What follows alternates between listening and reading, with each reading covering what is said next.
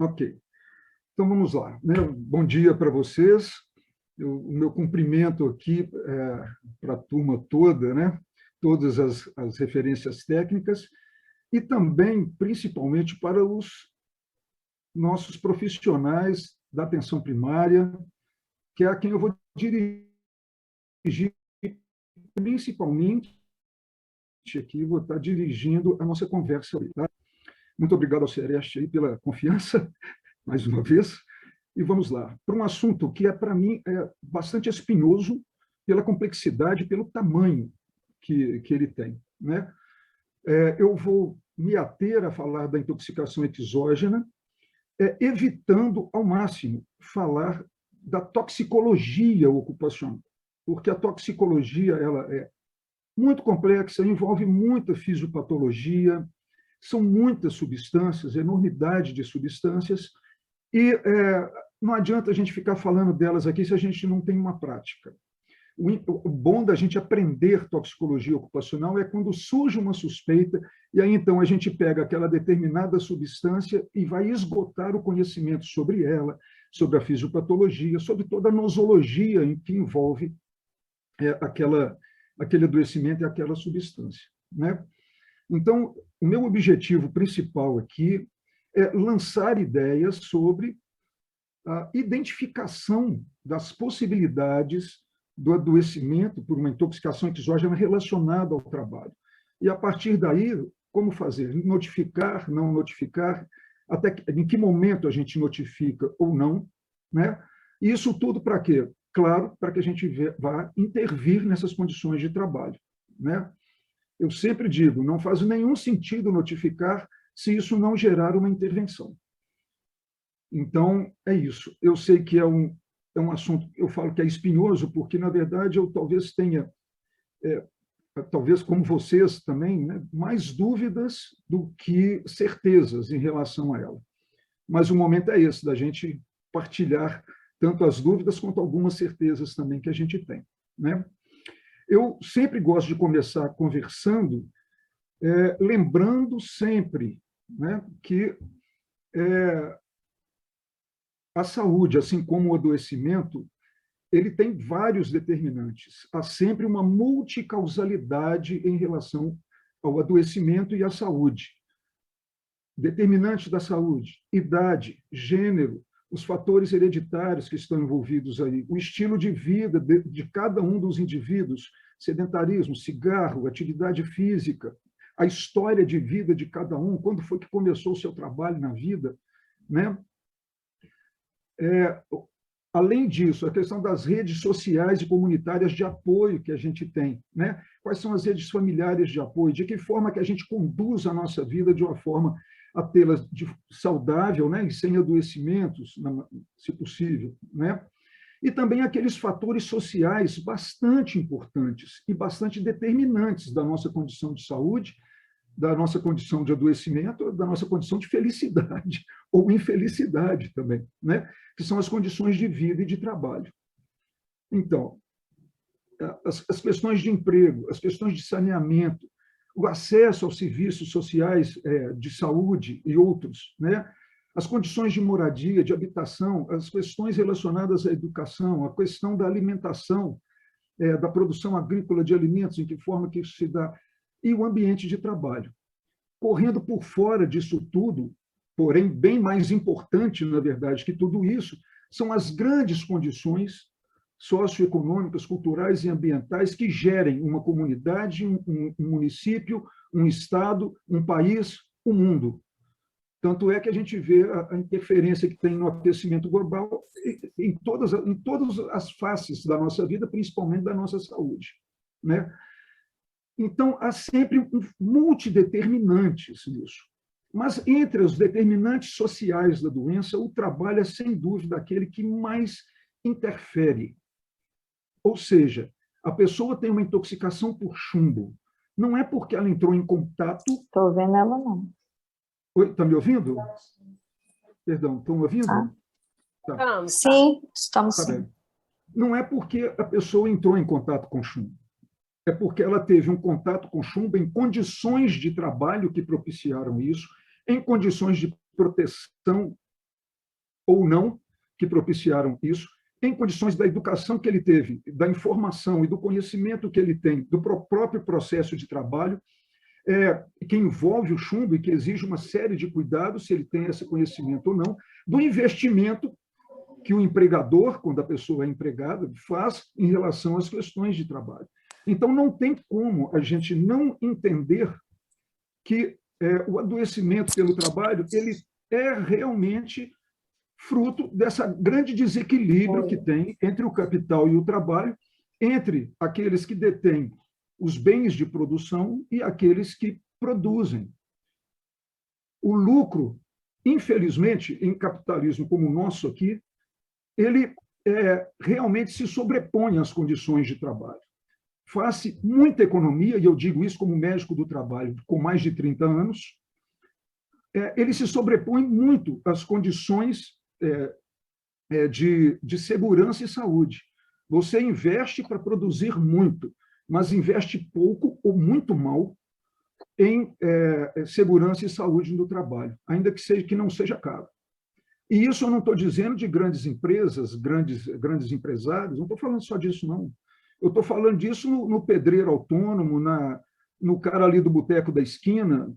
Todo mundo negligencia a segurança do trabalho em troca de não gastar dinheiro com isso e ter um lucro maior. O que eu estou querendo dizer com isso tudo? É que tudo que a gente for falar aqui agora, daqui para frente, tudo que a gente for falar de intoxicação exógena ocupacional é plenamente prevenível. É plenamente prevenível. Se existe alguma intoxicação exógena, ela deveria ter sido prevenida. Tudo é prevenível. Ok? Tanto é que hoje, por exemplo, a intoxicação por chumbo, quando leva-se algum trabalho sobre intoxicação por chumbo para a Europa, lá em algum congresso, todo mundo fala, oh, incrível, uma intoxicação por chumbo, vamos ver, vamos estudar. Né? E isso, para nós aqui, é algo que, infelizmente, é corriqueiro. Né? Dito isso, então, vamos para a questão da intoxicação exógena propriamente dita.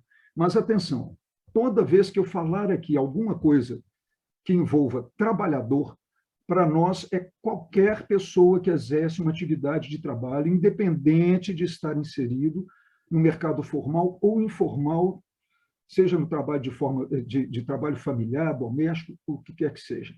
E o que a gente está entendendo como trabalho? É o emprego da sua força vital, do seu talento, da sua força de vida, das suas habilidades, produzindo algo em troca de terceiros para prover a sua subsistência. Ok? Então, é deixar claro que a nossa ideia de trabalho é bastante ampla e também e a ideia de trabalhador aqui ela é bastante ampliada. Tudo bem? A Márcia tinha me falado para eu me apresentar, acabei não me apresentando, né, Márcia?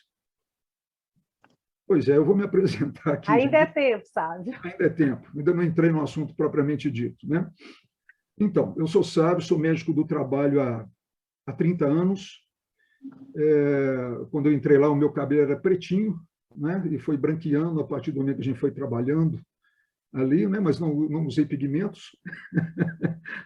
Estou falando isso porque nós vamos ver que pigmento é um problema, né? Na intoxicação exógena no trabalho. Né? E tenho uma paixão pela saúde do trabalhador desde o meu tempo de escola. Né? Eu não tenho outra especialidade, eu sou médico do trabalho desde que me formei há 35 anos, mais ou menos. Ok? Está de bom tamanho? Tá. Outra coisa, vocês podem interromper se quiserem, no final a gente vai discutir também, né? Mas, como aqui envolve algumas questões de vigilância epidemiológica, vigilância sanitária, tem as questões de Raquel também, se quiser, viu, Raquel? Fique à vontade aqui para intervir a hora que achar necessário para esclarecer alguns pontos aqui. Ok? Vamos lá, então? Então, vamos para a intoxicação exógena propriamente dita, né? Vamos a ela. Perdão, só um minutinho. Opa. Computador, tá meio estranho aqui. Então, qual que é a definição de intoxicação exógena, segundo o Guia de Vigilância Epidemiológica do Ministério da Saúde, e esse da revisão de 2021? É um conjunto de efeitos nocivos que se manifestam por meio de alterações clínicas ou laboratoriais, devido ao desequilíbrio orgânico causado pela interação entre o sistema biológico com um ou mais agentes tóxicos. Veja, está falando de efeito nocivo. Ok. E essas alterações, elas podem ser clínicas, na grande maioria das vezes são clínicas e a gente não consegue observar alteração laboratorial, devido a um desequilíbrio orgânico que é causado por essa interação de qualquer sistema biológico nosso, e aí pode ser o corpo como um todo, pode ser o sistema respiratório, o sistema digestivo, o sistema circulatório, o sistema imunológico, né? Com um ou mais dos agentes tóxicos, entendendo o agente tóxico como aquele que são com aquelas substâncias e compostos químicos, e aí eu friso aqui a questão do químico, porque vai se repetir depois na ficha de notificação, de origem natural ou produzido pelo homem, capaz de causar dano a um sistema biológico, mediante alteração de uma ou mais de suas funções, podendo até provocar a morte. Ou seja, agente tóxico é coisa séria, né? E na definição de caso suspeito, na ficha de notificação, acrescenta-se alguns exemplos, né? Então, o que seria um caso suspeito? Todo aquele indivíduo que, tendo sido exposto a substâncias químicas, e aí eles exemplificam, presentes em agrotóxicos, medicamentos, produtos de uso doméstico, cosmético, higiene pessoal, produtos químicos de uso industrial, drogas, plantas, alimentos, bebidas, que apresente sinais e sintomas clínicos de intoxicação e ou alterações laboratoriais provavelmente compatíveis. Então, chama atenção de novo que eles frisam muito a questão da substância química, né? Então, não está falando muito dos riscos biológicos aqui, realmente não coloca muito risco biológico. Mas eu chamo mais atenção ainda para o provavelmente. Quando a gente notifica, a gente não notifica um caso confirmado, até porque o caso confirmado, 100% com 100% de certeza, é muito difícil. Vocês que estão aí, que já fizeram investigação de toxinfecção alimentar, sabem o que eu estou falando, né? Eu, quando trabalhei na vigilância sanitária, alguns de vocês ainda não eram nascidos, não, eu trabalhei uns 15 anos em vigilância sanitária e investiguei muita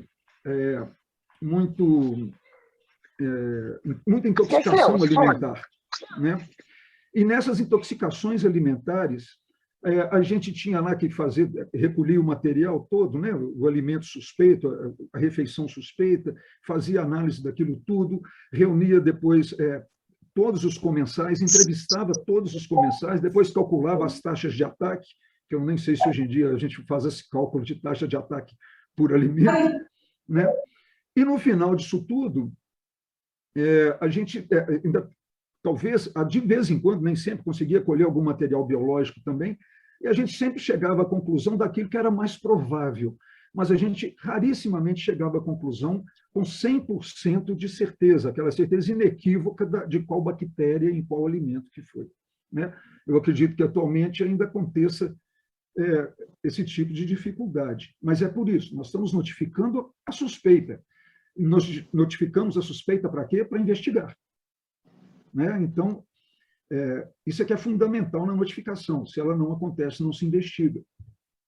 Ok? Tá bom. E aí a gente pode dividir ela ali em termos de atendimento, né, dos nossos médicos e enfermeiros, pessoal das unidades de saúde. Fala assim, a intoxicação aguda não acontece muito comigo aqui, acontece mais numa UPA e tal. Não, é porque a gente, às vezes, pega intoxicação aguda que não é florida, não é cheia de sintomas, né? Mas, às vezes, um simples diarreia que a gente faz está sendo ali, naquele momento, uma intoxicação aguda por um produto químico. Pode ser uma colite não infecciosa que está acontecendo naquele momento por ingestão ou intoxicação por algum produto químico, algum metal, por exemplo, né? Então, a intoxicação aguda ela vai se caracterizar por ser decorrente de uma exposição única ou de várias exposições dentro de um prazo aproximado de 24 horas. Né? Então, ela é aquela... Oi? É Fernanda, né? A Fernanda podia tirar o som dela, que está interferindo aqui um pouquinho, gente.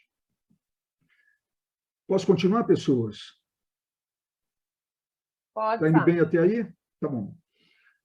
Então, exemplo de uma intoxicação aguda aqui, recente, né? Operários morreram ao inalar gás de monóxido de carbono em Águas Claras, no Distrito Federal. Isso aconteceu há 5 meses atrás, né? Estavam os operários ali trabalhando numa cisterna de um prédio com profundidade de aproximadamente 7 metros, e eles estavam usando ali uma motobomba para sugar a água, para eles continuarem fazendo o trabalho num determinado nível, né? Essa motobomba ali funciona com combustível fóssil, provavelmente óleo diesel, e ele funcionando ali embaixo produziu uma quantidade grande de monóxido de carbono, né? Um deles teve um mal súbito inicialmente, e passando muito mal, o cheiro ele é inodoro, né, o monóxido de carbono, a pessoa passou muito mal, o segundo foi lá para tentar salvá-lo, passou mal também, e o terceiro passou muito mal, mas conseguiu retirar os colegas lá, depois que já tinha começado todo um trabalho de salvamento e de ventilação ali no local, né? Essa aqui é a motobomba, né? E o segundo lá, o corpo de bombeiros, né? A motobomba ajudou a desprender compostos orgânicos para a emissão de monóxido de carbono ali, né? Na verdade, ela desprendeu, né? Então, isso acontece com muita frequência. No Sereste, nós tivemos oportunidade de fazer investigação. Um toquezinho em relação, então, ao monóxido de carbono, porque ele acontece com muita frequência em muitos ambientes de trabalho. A intoxicação leve dele ela pode provocar cefaleia, náusea, vertigem, mas geralmente dificuldade de concentração, falta de coordenação, mas geralmente manifesta primeiro com a sonolência. Vocês já viram aí vários casos de pessoas em suítes com lenha, né? Como é que chama, gente? Lareira, né? Suítes com lareira ali e tudo mais, e o pessoal morre intoxicado e nem percebeu que morreu, na verdade, né? Porque ele leva a esse torpor, a essa sonolência, aí já não consegue ter reação nenhuma, e a partir dali vai avançando, avançando, até que a pessoa, então, tem uma parada respiratória, né? E aí você pode ter, então, ela pode evoluir para uma intoxicação moderada grave, então você já tem uma falta de discernimento, já tem a confusão mental, entra no quadro de inconsciência, pode ter convulsões. Angina vai acontecer, eu vou explicar por quê, né? Aliás, já explico agora, né? O mecanismo de intoxicação pelo monóxido de carbono é o seguinte: o monóxido de carbono ele tem uma predileção pelos grupamentos M da hemoglobina, ele tem uma afinidade 200 vezes maior do que o oxigênio, ele compete com o oxigênio e ganha, né? Então, você imagina que a pessoa entra numa hipóxia, o que é generalizado, né? E, então, com isso, ele tem a angina, ele tem um infarto. A morte, geralmente, pelo monóxido de carbono, acontece por uma parada cardiorrespiratória e por infarto, né? Então, vai ter na intoxicação moderada lá, uma dispneia, hipotensão, coma, né? E aí esse é um momento crucial, porque a pessoa ali já não consegue ter ideia do que está acontecendo com ela, de se locomover, etc., né? Então, essa intoxicação grave geralmente é fatal. É por isso que no Sereste a gente já investigou casos assim também. Nunca morre um. Aliás, minto. Nunca tem menos de 2, 3 pessoas que se intoxicaram, né? Sempre um morre, porque o primeiro passa mal, continua dentro do ambiente. O segundo entra para ajudar, passa mal também, até que um terceiro atenta para essa possibilidade, vai lá e tenta resolver o problema de forma protegida, né? ou chama socorro, né? Então, a gente tem, geralmente, nesses casos de intoxicação, pelo menos até hoje, os 2 casos muito importantes que eu lembro que a gente investigou no Sereste, tinha um falecido e 2 gravemente intoxicados. O problema é que quem sobrevive a uma intoxicação grave, ele, dentro de algumas semanas ou meses, ele pode desenvolver sintomas bem complicados, como perda de memória, pode chegar a demência, a distúrbios de locomoção, depressão, quadros de psicose, e que podem durar por anos, né? Então, para vocês verem como é que é. E isso acontece, gente, toda hora, né? Nós temos alto-fornos aqui em Betim, né? Muita siderúrgica, muita metalúrgica, né? A gente tem muitas oficinas de várias formas diferentes. A gente tem isso até no ambiente de rural, né? Onde a gente tem aquelas máquinas de moer capim e tudo mais, e que, em algumas situações, né? Até maquinário de fazer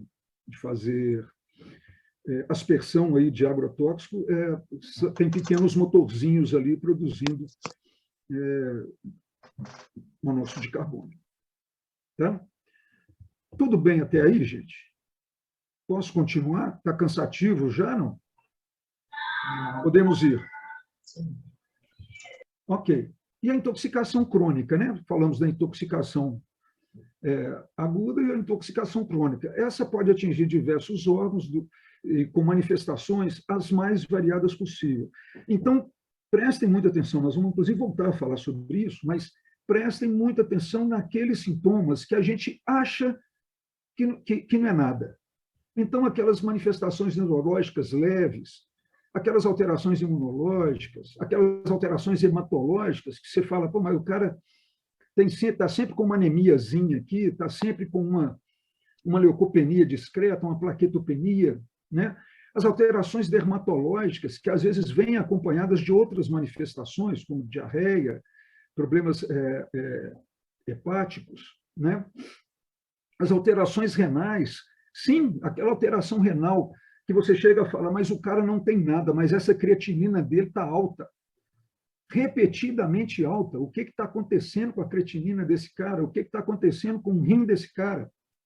Né? E aí você vai lá, faz uma investigação, pergunta e vai ver que essa pessoa, por exemplo, pode estar sendo intoxicada por chumbo, ele pode estar sendo intoxicado por algum metal pesado presente em agrotóxicos, por exemplo. Né? Então, a gente tem que estar muito atento a aos sintomas leves, né? Inclusive quando surge para nós ali alguma malformação congênita. A gente sabe hoje, por exemplo, que o Roundup, o agrotóxico mais utilizado em nossos canteiros, em todos os nossos canteiros da nossa microrregião, Joatuba, Mateus Leme, onde você falar aí, está o agrotóxico mais utilizado é o Roundup, né? E ele pode provocar malformações congênitas, né? Pode levar, inclusive, a microcefalia. Tem trabalhos falando até de ciclopia em relação a isso, né? Então, é isso. Isso vai acontecer durante longos períodos. Então, você pode ter alterações as mais variadas possíveis, geralmente alterações difusas, gerais, mas que precisam ser valorizados quando a gente conversa com a pessoa sobre, faz a nossa anamnese deles, né? Então, um exemplo de intoxicação, por exemplo, é essa aqui que aconteceu este mês, né? Agora em fevereiro, né? Aliás, aconteceu há mais tempo, mas foi uma ação na justiça neste mês, que um fabricante de tintura para cabelo foi condenado a indenizar um auxiliar químico por intoxicação pelo chumbo. Esse auxiliar químico trabalhou mais de 40 anos com acetato de chumbo, preparando loção para escurecimento de cabelos grisalhos. Está vendo por que eu não pinto o meu? Bom, ele desenvolveu uma insuficiência renal crônica, né? E existe todo um protocolo e normas para que seja acompanhado periodicamente os níveis de chumbo no sangue, de pessoas que trabalham expostas a isso. E a empresa não fazia nada em relação a isso, né? E o chumbo ele tem uma absorção muito forte por meio inalatório e ele vai interferir muito nessa questão da função renal, né? Então, insuficiência renal crônica surgiu durante o contrato de trabalho dele e ele, então, as perícias que foram realizadas ali confirmaram o adoecimento pelo trabalho. Então, está aí uma intoxicação crônica, né? Então, só lembrando, já que falamos do chumbo, e o chumbo está muito presente, né, no nosso meio, vamos falar um pouquinho do chumbo aqui, né? Porque ele está envolvido com alterações de personalidade, cefaleia, perda de sensibilidade, fraqueza, o sabor metálico na boca, que eu nunca, de paciente que eu já atendi assim, não lembro dele ter me falado isso não.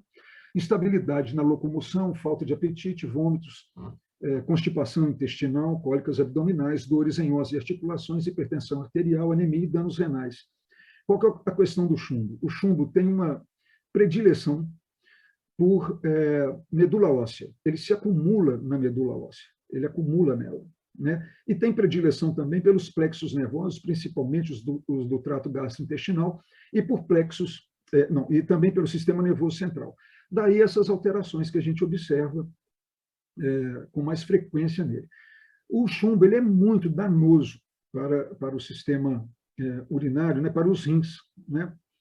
Quando a pessoa está muito intoxicada e a gente precisa fazer aquela ação, ela precisa ser feita em regime de internação, com quelante, geralmente usa o EDTA, né? Mas tem que ser internado porque a gente precisa monitorar a função renal desse paciente, porque chumbo demais ali leva a um quadro de insuficiência renal crônica mesmo, a lesão é permanente, né? Perceberam isso? Quer dizer, quando você está atendendo um paciente seu e ele chega para você e fala: doutor, eu estou muito irritado, eu estou com muita dor de cabeça, meu intestino anda preso, eu não tenho apetite, estou com falta de apetite, tenho dor no corpo inteiro, minha pressão não melhora. A gente, ao invés de achar que ele tem um monte de coisas, pode ser que tenha, né? Ao invés de pensar que ele está tendo aí um quadro, talvez nutricional, algum problema assim, algum quadro neurológico, alguma coisa assim, a gente precisa primeiro perguntar sobre o trabalho dele.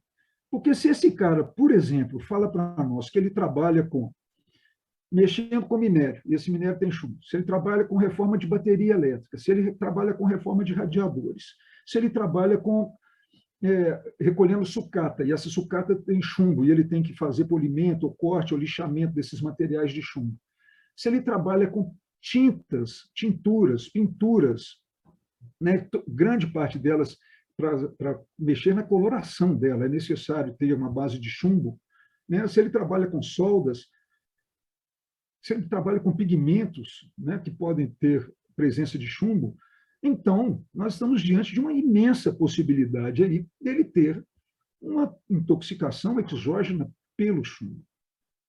Lembrando a vocês, a gente tem protocolos de atenção à saúde do trabalhador no Ministério da Saúde para quase todas as doenças relacionadas ao trabalho. A gente não tem para os transtornos mentais, ainda não, e a gente não tem para intoxicação exógena, de um modo geral. A gente tem só para os expostos a chumbo metálico e para os expostos a benzeno, né? Essa é uma limitação que a gente tem, mas a gente consegue se cercar de outras informações para fazer uma investigação clínica, né, que eu vou citar algumas delas aqui para nós. Ok? Muito bem. Então, o que fazer com esse paciente? Isso está nos protocolos ali, no protocolo de chumbo, no caso de chumbo, por exemplo, né? Então, já deu para a gente perceber com esses exemplos aí que existem alguns fatores determinantes para a ocorrência e para a intensidade dessas intoxicações exógenas, né? A formulação, a quantidade, a concentração dessa substância química que está sendo absorvida, claro, é fundamental. O tempo em que ela leva para absorver também, e a via de absorção, né? Tem agrotóxicos, por exemplo, que a via de absorção dérmica é a mais importante, né? Como alguns organofosforados, por exemplo. Enquanto que para o chumbo, por exemplo, pela respiração é muito mais frequente, né? O grau de toxicidade do produto, né? A suscetibilidade individual de cada organismo também. O tempo entre a exposição e o diagnóstico, né? E o tempo que ele levou para ser atendido por um serviço de saúde. Isso praticamente define a gravidade, né? Até porque o fígado também está ali metabolizando grande parte dessas substâncias, e ele geralmente metaboliza para alguma substância ainda mais tóxica, né? A qualidade e a manutenção dos equipamentos de proteção coletiva, claro, a qualidade e a manutenção da forma de uso do equipamento de proteção individual, o ambiente de trabalho, se é um ambiente ventilado, se tem exaustão, a umidade, o calor e tudo mais, e principalmente a questão da organização do trabalho. Como eu disse, e friso agora, toda intoxicação exógena é plenamente prevenível. Não tem razão de não existir se a norma é cumprida. Não tem. Só que a forma como o trabalho se organiza acaba facilitando esse grau de intoxicação. A forma como a produção da pessoa ali se organiza pode levar a esse adoecimento. A importância ou não que se dá para a proteção dos trabalhadores naquele determinado ambiente de trabalho é determinante para isso. Então, a organização do trabalho ela é realmente determinante. Essa foto aqui é uma foto que sugere isso para nós, não é? Essa foto aqui, eu peço licença ao pessoal de contagem, se tiver alguém de contagem aí, isso aqui é de uma empresa de contagem, onde nós realizamos, quando eu trabalhava no Sereste lá, uma ação de vigilância, né? E esse paciente aí começou com um paciente que foi atendido pelo queridíssimo Dr. Túlio Zulato, né? Em relação a um problema pulmonar. E a suspeita de que poderia ser causado, provocado aí pelo alumínio, né?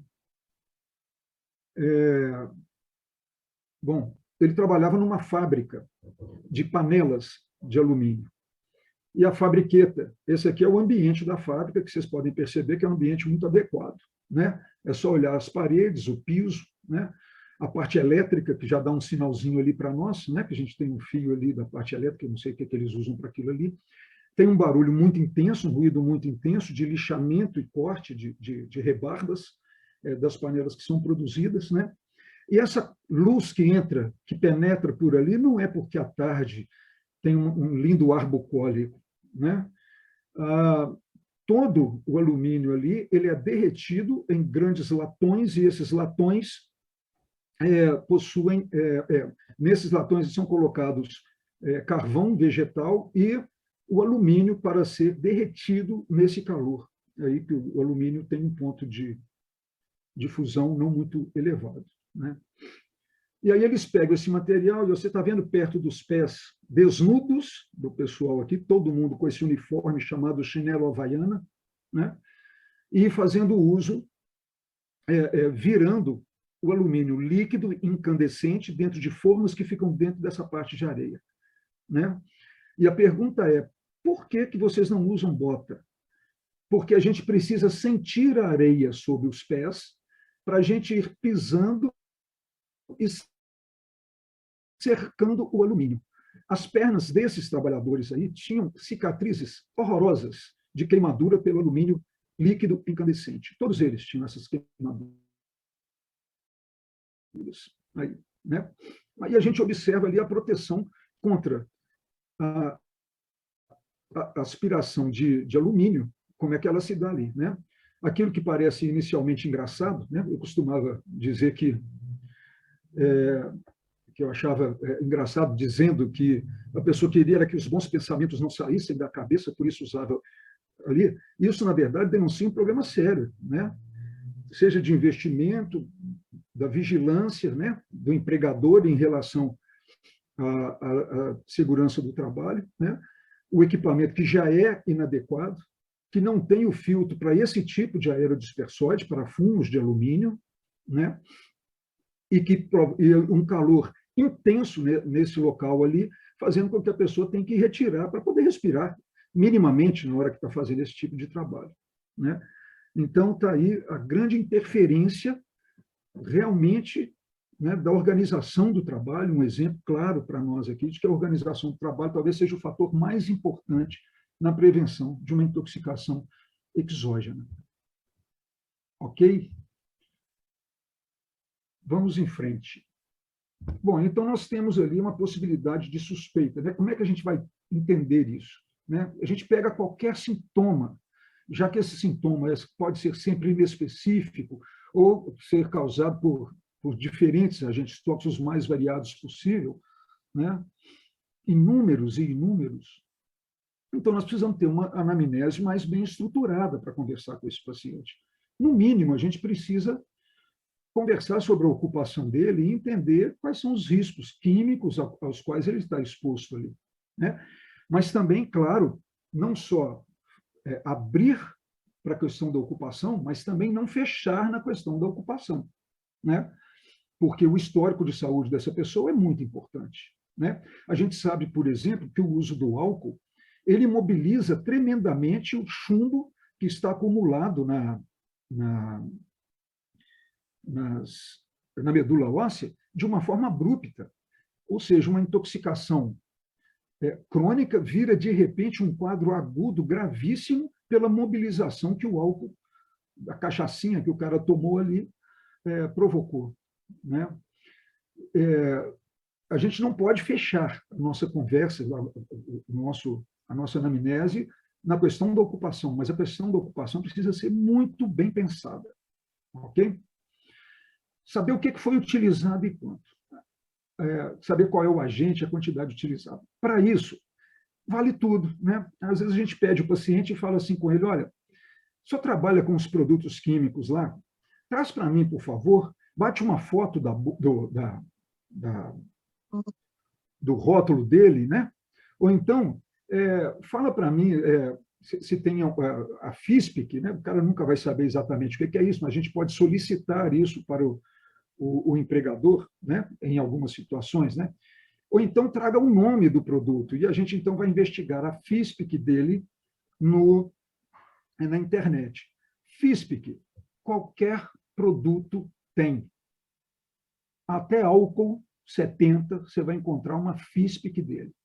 É a ficha de informações sobre o produto químico. Todos têm, qualquer um tem. Eu tenho um exemplo aqui para vocês de algo muito utilizado, por exemplo. Deixa eu ver se vai funcionar. De uma FISPIC. Essa FISPIC aqui é uma FISPIC relacionada ao thinner, né? Então, olha só, está dando para vocês enxergarem aí? Confirma para mim, por favor. Sim, Sérgio. Está enxergando, Márcia? Sim, tá. Sim. Ok. Então, esse aqui é um exemplo de FISPIC. Qualquer produto que um paciente chegar para você lá e falar, doutor, eu trabalho com um produto lá na roça que chama Colosso. Você vai lá, vai no Google, pega lá, Colosso, e vai aparecer lá os produtos lá que tem o nome de Colosso. E aí você vai ver lá que é um organofosforado e tudo mais, que pode provocar isso. Então, a gente sempre encontra. Qual é o problema da FISPIC? Ela é produzida pelo próprio fabricante. Então, o fabricante, às vezes, esconde alguma coisa. Olha só esse exemplo aqui para você ver. Thinner, todo mundo usa, todo pintor usa, toda oficina mecânica usa. Todo mundo que mexe com construção civil usa. Né? Precisou de diluir alguma coisa ou até tirar a tinta que ficou presa na mão, você vai usar o bendito do thinner lavando a mão com thinner. Né? Então, ele tem lá a sua ficha de informação sobre produto químico. Então, qual é a firma de informação de segurança? Né? Perdão, falei sobre, né? Segurança do produto químico. Ela traz tudo. Né? Traz aqui, por exemplo, vamos começar desde o início aqui. Pronto. Né? Então, fala o que é, fala a identificação dos perigos, estão todos ali, né? Dos perigos de manuseio, fala da composição química. Aqui ele fala a composição química é uma mistura, e não fala da composição química toda do thinner, só fala de alguma coisa, mas que para nós já é interessante.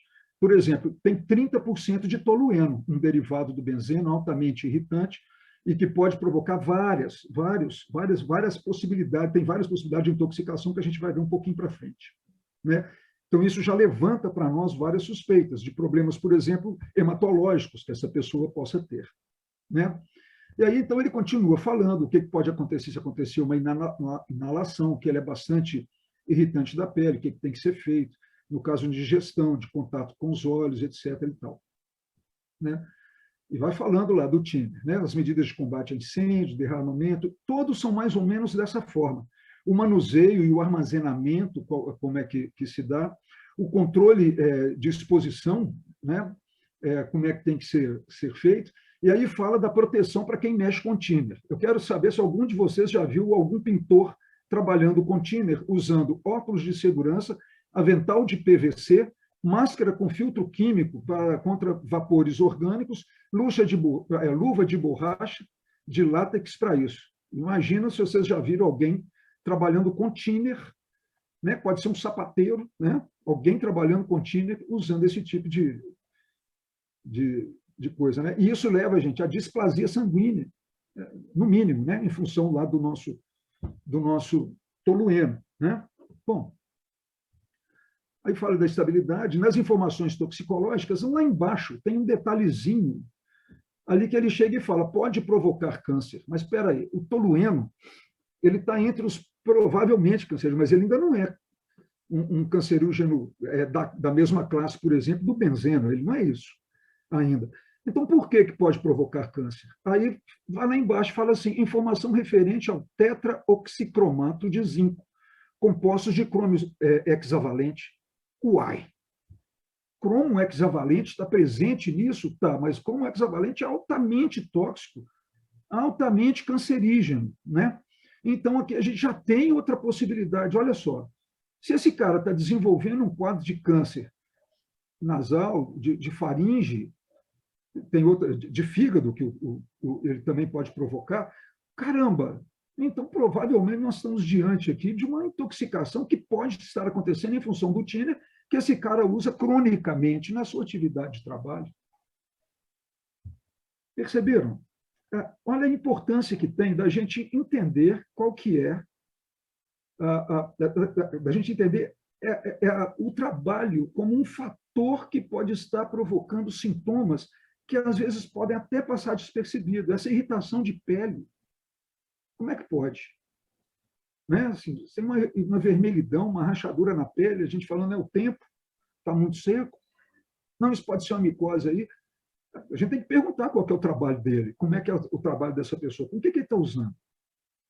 Né? Essa irritação pode ser porque ele lava a mão o tempo todo, todos os dias no final da atividade, ele vai lá, lava a mão com thinner. Quantas vezes eu vi isso? Até eu lavei a mão com thinner, gente. Ajudando, no meu tempo de ajudar pedreiro aqui. Né? Ok, então, esse aqui é só um detalhe que eu queria mostrar para vocês, uma possibilidade. Tá bom. Posso continuar, gente? Está indo bem aí? A gente, quando não está falando assim ao vivo e a cores, né, dá uma sensação estranha, né, de que as pessoas talvez não estejam ouvindo, não estejam achando interessante, ou esteja falando, está cansativo e tal, a gente não consegue ter muito feedback. Né? Muito bom, sabe? Tá indo bem, né? Tá ótimo. Então tá. Ótimo. Então vamos lá. Então, onde isso está acontecendo? Qual é o local de exposição? Né? E como essa exposição aconteceu ou está acontecendo? Ela é acidental, ela é ocupacional, ela é ambiental, ou ela é tudo? Porque tem tudo. Olha aqui uma coisa que é muito comum para todo mundo. Quem não viu isso acontecendo nas nossas plantações? É ou não é? Médico, enfermeiro aí das unidades de atenção primária, né, do interior aí que tem mais contato com isso. Não é pessoal lá do Bandeirinhas, de Betim. Quantas vezes a gente já viu isso? Isso é chamado de deriva, né? Vazamento ou deriva de pulverização durante a aplicação, por exemplo. Isso é uma coisa que mistura o ocupacional com o ambiental. Uma ideia. O que é deriva? Deriva é toda aquela quantidade de agrotóxico que não chegou na planta. Dependendo das condições de vento, das condições de umidade do ar, a gente vai ter uma deriva que pode chegar de 70% a 90%. 70% a 90% do agrotóxico que iria para a folha da planta, para a raiz da planta, ele vai para o solo matar os bichos que estão no solo, inclusive minhocas e tudo mais que mexe com a areação do solo. Vai matar os pássaros, vai matar as abelhas, que vai interferir na polinização. Vai matar peixes, vai correr para os rios, porque vai chover, isso tudo vai escorrer para rio, vai intoxicar as pessoas pela água, pelo alimento, pelo peixe, e por aí vai. Né? Vocês sabiam que existem condições de vento, temperatura, para se aplicar um agrotóxico? Não pode aplicar pura e simplesmente. Vocês sabiam que existe um tempo de carência que você não pode sequer entrar na plantação durante determinados, uma semana, 15 dias, depois que você aplica para que você não se contamine? Imagina, você saber que precisa de tempo depois que você aplique para que ele seja, entre aspas, biodegradado, porque isso é uma falácia de que é uma biodegradação dele, mas que existe um tempo para ele ser biodegradado em que você não pode fazer a colheita, imagina se isso acontece. Imagina se isso acontece no nosso meio. Né? E a gente saber também há quanto tempo, né, estabelecer esse lapso temporal entre a exposição e o tempo que a gente está atendendo, para a gente ter uma ideia do que pode estar acontecendo no organismo da pessoa, qual é o tamanho do impacto disso na saúde dela. Ok? Então, o diagnóstico é esse, né? A gente tem 3 possibilidades de diagnóstico. O diagnóstico mais frequente, que é o diagnóstico clínico, em que a gente bate aquilo que a gente conseguiu estudar do produto que a gente colocou em suspeita com as manifestações clínicas que ele tem. Nos raros casos em que isso é possível, a juntar com os estudos epidemiológicos, claro, a gente tem, então, um diagnóstico clínico epidemiológico que vai nos embasar muito mais para ter uma suspeição ainda mais forte. Né?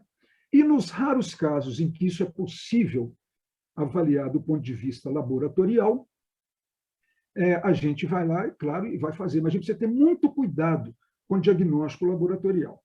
Até naqueles casos em que isso é possível fazer. Um exemplo.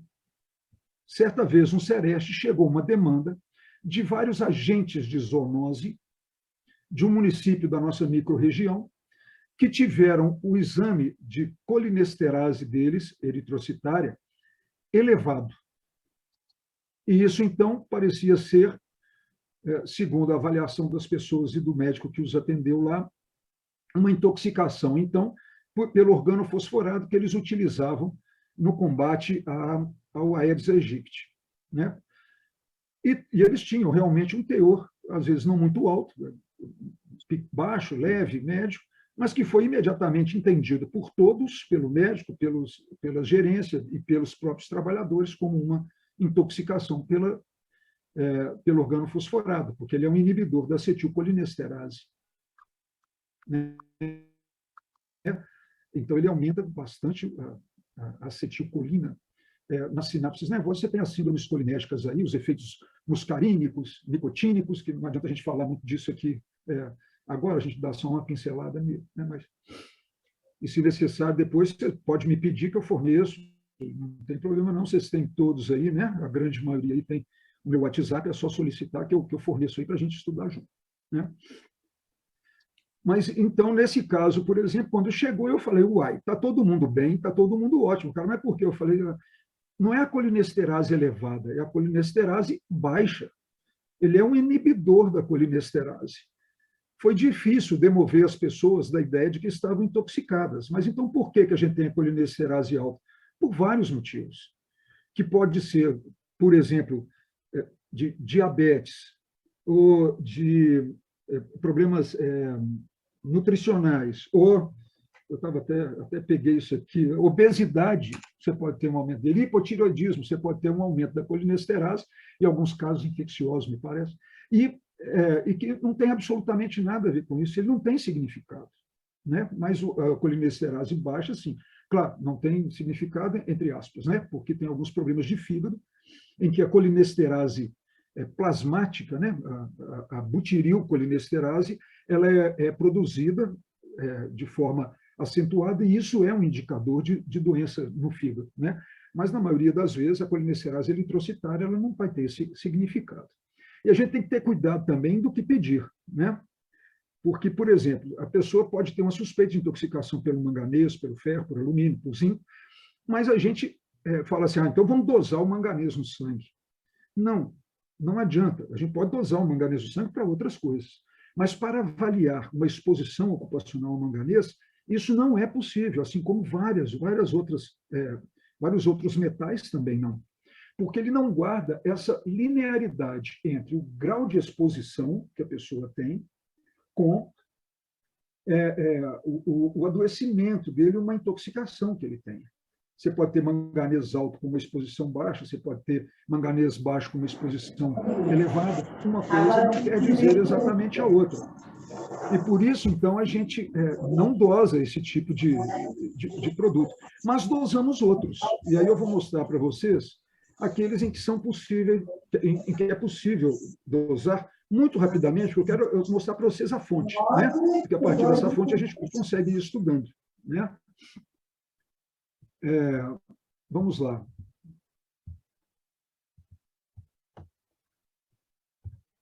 As normas regulamentadoras do Ministério da Saúde, vocês já devem ter ouvido falar nisso, elas regulamentam tudo que tem a ver com segurança e saúde do trabalhador brasileiro. Tudo, tudo. Ela começou com uma portaria que regulamenta essa parte na CLT. Então, ela tem todas as informações ali, ela é periodicamente avaliada, reavaliada, refeita, e é provavelmente uma das legislações mais completas que a gente tem no mundo hoje. Só precisa ser cumprida. Ela só não é cumprida, mas é uma legislação forte, consistente, né? E ali na norma regulamentadora número 7, que fala sobre o controle médico dessas pessoas, tem um quadro ali, que é o quadro 1, que fala dos indicadores biológicos de exposição excessiva, ou seja, eles não falam que a pessoa está doente, mas que ela está sendo excessivamente exposta a determinados produtos. Então, tem essa lista deles ali, como, por exemplo, o benzeno. O benzeno, para a gente saber se a pessoa está sendo bastante exposta ao produto, a gente pode fazer o teste, testar o ácido transmucônico nele, né?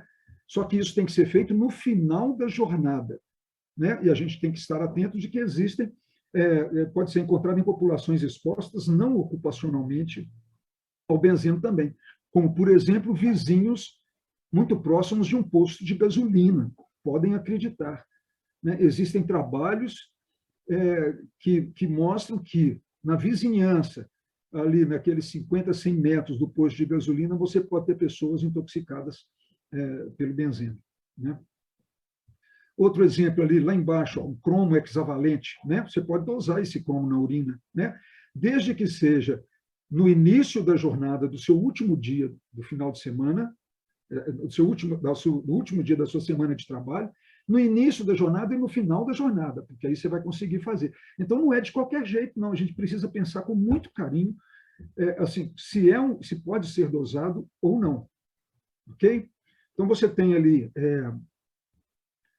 o monóxido de carbono, por exemplo, né, que a gente estava falando. Você pode dosar ali a carboxiemoglobina no sangue no final da jornada de trabalho, né? Então, a gente pode fazer essa pesquisa também, mas sempre lembrando de que pode existir, pode ser encontrado em exposições também a outras substâncias. A gente precisa estar atento a isso. Não é exclusivo do monóxido de carbono.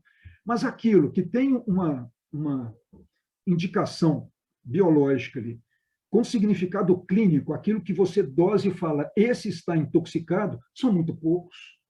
A gente tem aqui o cádmio, por exemplo, que ele é usado, amplamente utilizado, em ligas metálicas, né, em metalurgia, em siderurgia, para a produção de pigmentos amarelos, para vários tipos de atividade, na produção de luz para laser, em estabilizadores para produção de material de PVC, de condutores elétricos, para recobrimentos metálicos, e por aí vai, imagina, né? Porque ele tem uma dureza maior do que o ferro e tal, né? O chumbo também. E os inseticidas, inibidores da colinesterase. Isso é importante, porque nós já recebemos também demandas assim. Os trabalhadores da prefeitura fazem capina química. Nós dosamos a colinesterase deles aqui, tem uns que está tudo alterado. A gente fala, mas capina química feita com o quê? É com o Roundup, com o glifosato. Mas o glifosato, ele é inibidor da colinesterase? Não, mas então não podemos fazer, né? Porque isso não vai indicar que está havendo uma intoxicação. Mas sim, o inseticida, a acetilcolinesterase, dependendo do teor dela, vai indicar se a pessoa está mais ou menos intoxicada. Assim como também os fluoretos orgânicos, né? Que a gente tem produção de fluoreto, tem o uso de fluoreto e produção de fluoreto, por exemplo, em tudo que leva alumínio. Você imagina aí a quantidade em processos que levam alumínio, né? Pensa a quantidade que a gente tem disso, por exemplo, em Betim, né? Nas metalúrgicas de Betim, né? Então, é isso. Esse é um dos exemplos, aí, um exemplo que eu queria mostrar para vocês daquilo que pode ou não ser pedido para a gente avaliar do ponto de vista laboratorial se existe uma infecção uma intoxicação exógena, né? Bom, deixa eu sair daqui e voltar aqui para a nossa conversa. Bom, tudo bem até aí? Então, agora eu estou começando a caminhar mais para aquela parte quase mais final ali, onde eu vou dar alguns exemplos só.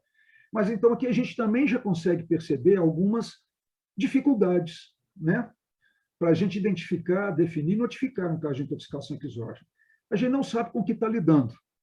Então, qualquer sintoma de qualquer sistema ou órgão, ele pode ser atingido e pode ser significativo. Os quadros clínicos são inespecíficos e dificultam essa nossa identificação, né? A gente tem uma raridade de exames complementares que podem mostrar o diagnóstico para nós, mas a gente pode, indiretamente, fazer exames daqueles órgãos-alvo que aquela intoxicação está provocando, para ver se está sendo atingido ou não. Então, nós podemos fazer uma função hepática, uma função renal, né? Dependendo do que a gente está encontrando ali, né?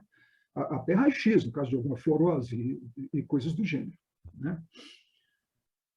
A questão do desconhecimento, uma falta de informação adequada, né? De uma física bem feita, que a gente possa investigar, também é um problema, né? E aquilo que é uma dificuldade, mas, na verdade, é uma solução, não é dificuldade, é que a gente raramente vai conseguir fechar bem o nexo de forma inequívoca ou chegar a uma suspeição consistente sem uma ação de vigilância em saúde do trabalhador. Essa talvez seja uma das situações, a intoxicação exógena, talvez uma das situações em que a interação entre o diagnóstico feito numa atenção primária de atendimento ao trabalhador esteja mais próximo e interrelacionado e interdependente de uma ação de vigilância em saúde do trabalhador. Porque ali ela vai ver em loco quais são os problemas, os produtos, a forma de uso, vai entender se existe algum controle ou se tem eficácia na conservação coletiva ou individual. Não basta ter um exaustor. Gente, eu já vi metalúrgica com exaustor de 2 metros de altura ao lado do setor de solda. Aquilo puxa até pensamento. Sem brincadeira, ele consegue exaurir até o pensamento, né? Mas tem um detalhe, o filtro dele é caro e tem que ser trocado mensalmente. E o pessoal, então, para economizar, para garantir um lucro maior em cima da mais-valia, lá vamos nós de novo para essa coisa de capital e trabalho, né? Faz a troca dele uma vez por ano. Ora, se tem que trocar uma vez por mês e troca uma vez por ano, como é que nós vamos ter uma exaustão adequada? Está tudo entupido, o filtro já não está funcionando, né? E aí começam os sintomas, né? E aí, então, sobra para quem? Para o médico, né, da unidade de saúde, tentar entender que sintoma é aquele que o cara está tendo. Por que você está tendo tosse, nariz irritado, a sua garganta não melhora nunca, né? Você tem essa irritação no olho aí, será que isso é um pterígio? Não, cara, isso aí é fumo, né? Então, é ali que a gente vai conseguir entender, numa ação de vigilância, de perto, né, o tempo, o modo de exposição a esses produtos suspeitos. Ali nós vamos pedir a FISPIC deles, ali nós vamos ver se o programa deles de controle, de gerenciamento de risco, o programa de controle médico de saúde ocupacional, está adequado, está funcionando, se ele tem um programa de proteção respiratória que funcione naquele caso, se é o caso, né? Ali a gente vai conseguir detectar a possibilidade de outros casos de intoxicação. Então, a vigilância em saúde do trabalhador, no caso das suspeitas de intoxicação exógena, ela é fundamental, na minha opinião.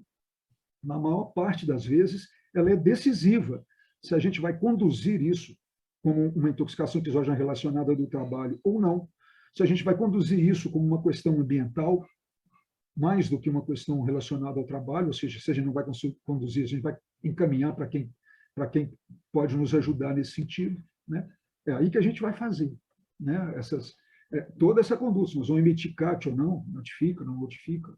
Eu acho que ela é fundamental nesse caso, e eu geralmente gosto de aguardar uma ação de vigilância. A não ser que seja uma coisa muito óbvia, né? Eu reformo baterias elétricas, eu tenho chumbo elevado, aí ficou fácil, né? Bom, mas tem uma coisa que chama muita atenção também, que é uma dificuldade, né? Que é a falta do envolvimento dos profissionais na notificação e no preenchimento correto dos campos de notificação. Porque o profissional que está atendendo ali, ainda que ele não atente para a possibilidade da relação com o trabalho, mas ele atentou para a possibilidade de uma intoxicação exógena, precisa preencher principalmente o campo da ocupação e se ele acha que isso tem relação com o trabalho. A gente já viu que a gente não precisa cercar para notificar de todas as certezas, a gente tem que se cercar de alguma suspeita. É disso que nós precisamos nos cercar para fazer uma notificação em relação a isso, tendo a certeza de que, a partir dessa notificação, haverá uma investigação. E ela pode confirmar ou não, mas ela vai provocar, nessa investigação, toda uma mudança do ambiente de trabalho que possa ser prejudicial. Entendeu? Notificar para o médico da atenção primária, notificar para uma psicóloga da atenção primária, uma enfermeira da atenção primária, devia ser como escovar os dentes. Eu sei da dificuldade, do tamanho da dificuldade que é aquela fila imensa rodeando a gente, mas isso é parte do nosso ato profissional, né? Porque isso vai gerar uma série de coisas que vão realmente impactar na nossa atividade, né? Se eu estou notificando, exemplo, né, muita tuberculose, com certeza haverão políticas públicas voltadas para impedir que a gente não tenha medicação para tuberculose dentro da nossa farmácia, no posto de saúde. Entendeu? Se nós estamos notificando intoxicação exógena, nós estamos fazendo com que outros trabalhadores não tenham que chegar até o posto de saúde com os mesmos sintomas, porque a gente interferiu. A gente interveio na condição de trabalho que estava provocando essas situações. Então, assim, eu reforço muito nessa importância da notificação, apesar de saber que ela, às vezes, é trabalhosa, principalmente quando a gente não está acostumado a fazer. Porque quando a gente faz, com 5, 10 minutos, a gente já preenche isso facinho, facinho. Tá? Mas uma coisa que eu estava pensando é que talvez, Márcia, esse silêncio epidemiológico que a gente observa nele, até não mais do que em outros que a gente tem observado aí, mas cada transtorno tem a sua linha de atenção em que a gente tem que achar as estratégias nele, né? Mas eu acho que esse silêncio epidemiológico, nos casos de intoxicação endógena relacionada ao trabalho, ele pode vir disfarçado de outras situações, sabe? Disfarçado em outras patologias, né? Se a gente pegar o que tem de notificação compulsória, por exemplo, tem dermatoses profissionais, às vezes, que poderiam ser encaradas como uma intoxicação exógena, como parte de uma intoxicação exógena, como o arsênio, por exemplo, que vai levar problemas intestinais, mas vai levar problemas de pele também, né? Que a gente já teve, inclusive, oportunidade de estudar um pouco isso, ainda temos que avançar um pouco mais em relação à questão ali do pessoal do desastre de Brumadinho, relacionado aos trabalhadores e moradores próximos do rio Paraopeba, né? Que a gente tem uma suspeita de que pode ser realmente o arsênio que está dissolvido ali na água e na lama e que pode estar provocando esses sintomas. Muitas vezes a gente está notificando aí um problema dermatológico, mas que, na verdade, é uma intoxicação exógena, né? A gente pega a asma ocupacional, né? Todos nós temos um pudor, eu já fui menos pudorado, mas a gente tem um certo pudor de notificar a asma como intoxicação exógena, né? Você fala, porra, mas asma, pô, intoxicação exógena? Ué, vai lá na definição e vê o que a definição diz no Guia de Vigilância Epidemiológica do Ministério da Saúde. É uma substância tóxica. Exemplo, o poliuretano, né? Que está presente em várias tintas automotivas, por exemplo. Você tem na metalurgia, em todas as tintas de metalurgia, né? Você tem o poliuretano. Então, seu corpo o sistema biológico seu entra em interação com esse produto que é tóxico e vai gerar sintomas. Fechou, não? Eu acho que asma, que é frequente, asma é frequente, e que na maioria das vezes não entra em nenhuma notificação, porque não encaixa em pneumoconiose, porque não é uma lesão pulmonar provocada por poeira, ela deveria entrar como intoxicação exógena. Isso deveria ser orientado. Não é? Porque, ao final das contas, o que é que nós queremos? É uma questão só conceitual, discutir conceito, ou discutir a intervenção quando a gente tem um quadro de asma sabidamente sendo gerada pelo trabalho. Nós temos que intervir. Né? Disfonia ocupacional, as laringotraqueites crônicas, por exemplo, provocada pelo cloro, você imagina.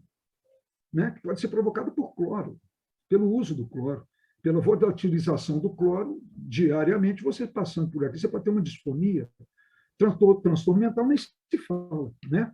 As questões aí das intoxicações por manganês, por tolueno, por xileno, levando aí a distúrbios de comportamento e por aí vai, né?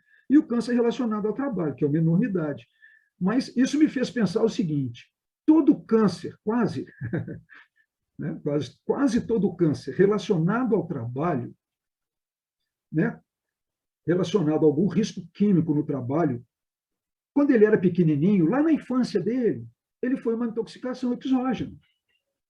E se a gente tivesse o apuro necessário para identificar a intoxicação exógena quando ela está mostrando seus sintomas, talvez a gente conseguisse evitar e prevenir boa parte desse câncer relacionado ao trabalho. Não é? O câncer relacionado ao trabalho diz muito respeito, em uma enormidade das vezes, ele diz respeito ao contato crônico. Precisou de anos para o cara ter um câncer pelo amianto, ou precisou de anos para ter um câncer relacionado sei lá, o câncer de próstata relacionado aí ao organo fosforado. Precisou de anos para que isso acontecesse. Se a gente tivesse agido antes, não aconteceria. Né? E aí eu exemplifico com outras coisas, né? Até doença infecciosa. Só 1 minuto. 10 tá. minutos, tá? Para o final. 10 minutos? Caramba, tá bom. Então, eu vou pular a parte de doença infecciosa, que ela fica depois para a gente trocar ideia a respeito. Tá? Acidente de trabalho também, eu vou pular essa parte aqui, que eu ia passar um videozinho de acidente de trabalho, mas realmente eu descuidei da hora, perdão. Mas vamos um pouco mais para frente, porque acidente de trabalho a gente também confunde muito determinados acidentes de trabalho, que é o cara, por exemplo, que aspirou monóxido de carbono em quantidade menor do que 0,1% do ar respirável dele, ele tem um desmaio, um mal súbito ali, mas que recupera rápido, ele bate com a cabeça, tem o corte na cabeça, a gente notifica o acidente de trabalho, e nem está sabendo que ele respirou, né? O monóxido de carbono. Doenças neurológicas, da mesma forma, né? A gente tem a questão do manganês, que eu sempre cito ele, né, que pode levar a problemas de memória, alucinações, parkinsonismo, embolia pulmonar, bronquite, né, e até impotência sexual em exposições prolongadas. Olha quantas vezes a gente está diante dele e a gente não pensa. Olha as polineuropatias. Olha o absurdo de quadros de polineuropatia que a gente tem, em que a gente fica ali tentando tratar como se fosse uma perda, uma falta de vitamina B, e por aí vai. E que o cara, na verdade, tem uma intoxicação por metal, pelo bendito agrotóxico que ele está trabalhando, por N-hexano, que também está presente numa série de substâncias. Né? Isso aqui eu vou passar dele, que a gente tem que ser mais rápido aqui. Tem um caso de uma intoxicação grave, que atingiu não só trabalhadores, que era de uma indústria da Vale, mas que atingiu toda a comunidade lá também pelo manganês. Né? Nas doenças renais, por exemplo, síndrome nefrítica, né? Provocada por hidrocarbonetos alifáticos, que está presente em combustíveis, né? Doença glomerular crônica provocada pelo mercúrio, insuficiência renal crônica, que eu já falei do chumbo, cistite em pessoas que estão trabalhando com... Imagina, cistite, gente, é provocada por amina aromática que é utilizada em praguicida. Né? O câncer relacionado ao trabalho, que aí no caso é uma enormidade, né? E a gente sabe da história da Bayer, levando a uma série de ações na justiça, porque ela é que produz o Roundup, que é o mais utilizado no mundo, no Brasil e na nossa microrregião, né? E ele está diretamente ligado, então, ao linfoma não Hodgkin, para manipuladores, principalmente, aí, para trabalhadores que lidam com o Roundup. Né? Então, que essa é uma das situações, leucemia também está relacionada a ele. Né? E aí eu sugiro a vocês, quando for possível, procurem lá no Google diretrizes para vigilância do câncer relacionado ao trabalho. Vocês vão ver uma enormidade de possibilidades ali. Né? Então, tem também... então, tem vários cânceres, mas eu tenho que passar por isso, porque eu quero chegar na nossa ficha. Tá bom? Tá bem? Eu vou passar por aqui, mas eu converso com vocês o que vocês quiserem aí. Mas todo câncer que você ouvir falar, ele pode ter alguma coisa relacionada a alguma substância química presente no ambiente de trabalho. A gente tem que pesquisar essa substância química também. E quem está dizendo isso é o INCA, né? Não é qualquer um, né? Os estudos todos baseados em tudo que tem de mais moderno no mundo, atual no mundo. Né?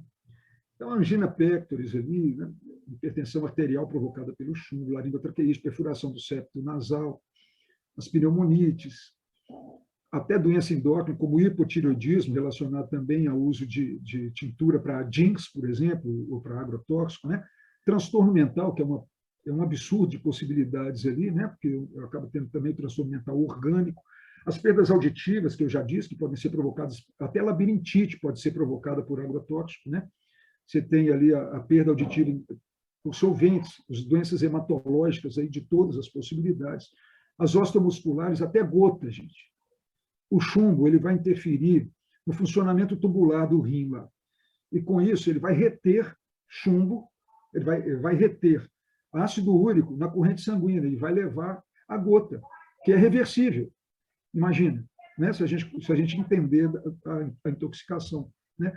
E doenças gastrointestinais, que vai desde uma gengivite por mercúrio, que a gente já teve oportunidade de atender, muito interessante, um policial federal que lacrava garimpo, que trabalhava contra garimpo ilegal, né?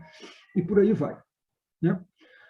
Então, ficar atentos aqui, muito atentos. Pode ser 10 minutos a mais, Márcia? É possível? Só vou pedir aqui, quem ainda não assinou a lista de presença, para assinar pelo link, né? Porque nós marcamos até 11h30, se alguma pessoa tiver compromisso e necessitar sair, antes assine a lista. E o restante nós podemos seguir até meio-dia. Então, quem tiver disponibilidade, tá? Então, só um lembrete em relação ao agrotóxico, pela importância que ele tem dentro da nossa microrregião, né? Do uso dele aí, né? A gente tem um uso absurdo e bastante irresponsável de agrotóxico em todas as nossas hortas, né? Muitas vezes a pessoa nem sabe o que ela está fazendo ali, né? E lembrando que 30% de todos os agrotóxicos liberados no Brasil só em 2019 já eram proibidos em grande parte do mundo, né? Então, assim, o Brasil é realmente a grande lata de lixo dos agrotóxicos no mundo. Isso aqui é a forma como a pessoa deve estar para aplicar um agrotóxico, né? E aqui é a nossa triste realidade. É assim que a gente vê as pessoas aplicando o agrotóxico. Lembrando que o organofosforado, por exemplo, ele é muito absorvido pela pele, né? E também pela árvore respiratória, né? O total de agrotóxicos registrados no Brasil, para vocês terem uma ideia, né? Realmente passaram a boiada, é real isso, passaram a boiada do agrotóxico no Brasil, né? A gente vê como é que isso vem, já era muito ruim e foi ficando cada vez pior, né? E a gente atentar, então, porque a intoxicação aguda, como eu disse, tem essas manifestações nicotínicas, muscarínicas, né? Que podem, de acordo com a intensidade do sintoma, né? Você pode ter a intoxicação aguda. Essa é mais ou menos fácil de ver, porque o quadro geralmente é mais florido mesmo, né? Tremor, fraqueza, uma dispneia, taquicardia, às vezes a pessoa hipertensa, lacrimejamento, pode ter uma broncorreia e tal. Às vezes a perda de consciência mesmo, convulsão. Então, esses casos, às vezes, chega para nós assim, a gente atenta mais para a possibilidade do envenenamento da pessoa, né? Mas eu chamo a atenção para a questão da intoxicação crônica, a gente tem que estar bastante atento a isso. Tem um trabalho que fala que aquilo que é mais frequentemente colocado, que é um trabalho colombiano, aqui, né? E que é mais ou menos parecido com o que a gente costuma ver, que é a sensação de formigamento, adormecimento de extremidades, uma cefaleia, uma certa tonteira ou visão turva que ele tem quando utiliza esse produto, né, na dor muscular, sensação de fasciculação ou de câimbras que a pessoa pode ter. Então, é ficar bastante atento para isso. E lembrar sempre de pedir a pessoa para fotografar o rótulo e mandar para a gente, né, para que a gente possa sempre estudar isso, né? E, mais uma vez, valorizem qualquer sintoma clínico, laboratorial, que parece psiquiátrico, né, também, né, neurológico e tal, e que possa parecer minimamente para vocês algo difuso, com menos importância, mas que, na verdade, ele é o grande lance da gente conseguir encontrar ali uma intoxicação pelo agrotóxico. Trabalhador rural, quando a gente atende, é imperioso perguntar para ele sobre o veneno, sobre o agrotóxico e sobre o remédio para a planta ou para bicho. Porque ele não entende que os três são a mesma coisa, não. Agrotóxico passa longe, né? Defensivo agrícola, né? Nome bonito que o patrão provavelmente dá, né? Que os produtores dão, que os fabricantes dão para isso, né? Defensivo de quem, né? Ok, então por que a gente está notificando? Né? Então, a Márcia já falou, não preciso acrescentar, né? Que é a questão da intoxicação exógena ali, ela tem um certo silêncio. Em Brumadinho ter aparecido muito ali em função do pessoal que trabalhava nos resgates, né? Dos bombeiros, provavelmente, acho que tem mais relação com isso mesmo. Né? E é isso. Então, aquilo que eu sempre falo nas nossas reuniões de matriciamento, sem um diagnóstico, a gente não consegue chegar a um nexo razoável. Nesse caso, a palavra diagnóstico ela é substituída por sintomas. Sem sintomas, que a gente valorize, ao invés de parecer que é só uma conversa do paciente, ou que é coisa à toa. Se a gente não valoriza esses sintomas, a gente não consegue chegar na possibilidade de avaliação de uma relação do adoecimento com o trabalho. E todo o trabalho ele se dá, inclusive, como eu disse, com a ajuda da vigilância em saúde do trabalhador, a gente conhecendo a substância, entendendo como se dá a exposição dela e batendo o que a gente conheceu da substância com os sintomas que a pessoa tem. É esse tripézinho aqui que vai dar para a gente essa avaliação, essa possibilidade, essa suspeição consistente de uma intoxicação. E aí, então, para terminar, só mostrar para vocês a ficha. Ela não dói, ela não morde. Isso é muito interessante, porque eu, quando trabalhava em atendimentos de pacientes assim, ela às vezes eu olhava para uma ficha de intoxicação e achava que ela ia me morder. Porque o trabalho é longo, a gente está ali cansado, ainda tem que ficar preenchendo ficha. Oh, meu Deus! Né? Mas eu acho que acho que já convenci a vocês o suficiente, né, da importância que tem da gente fazer a notificação. Então, os primeiros dados aqui, até o atendente que está nos auxiliando lá pode preencher para nós, né? Que são os dados aí referentes ao trabalhador, à pessoa que está sendo notificada em nossa suspeita, muito importante, suspeita de uma intoxicação exógena, né?